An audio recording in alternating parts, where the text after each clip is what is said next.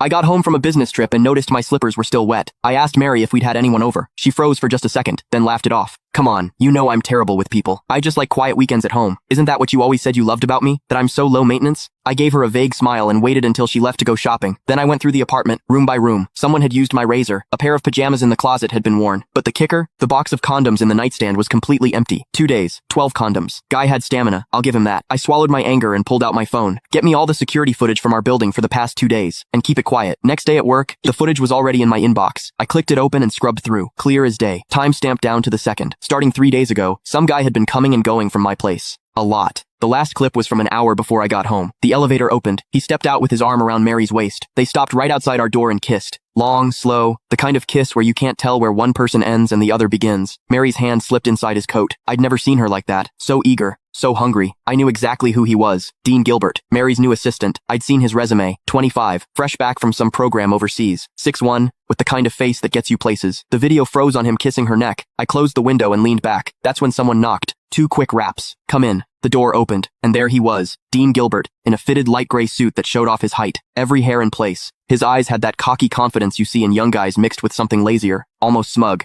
He was holding a folder. Chairman Dickerson. His voice was all business. President Henson asked me to bring over the year-end bonus list for your signature. He walked to my desk and set the folder down. No small talk. Didn't leave. Just stood there, waiting. Perfect posture. But his eyes drifted past me to the bookshelf like this was just some boring errand. I looked up at him. He didn't flinch. He even smiled, a smile that was hard to read. Normally, when Mary sent stuff like this or had her secretary bring it, I'd glance at the total and sign. She handled HR and finance. I'd always given her free rein. But today, I picked up the folder, opened it. I went through page by page. Bonuses ranged from tens of thousands to a few 100,000, nothing unusual for this year. Then I hit the last page. My hand stopped. Next to Dean Gilbert's name was a long string of numbers. Year end. Bonus. $1 million. And in the notes, +1 company BMW, 730 Lee, $1 million.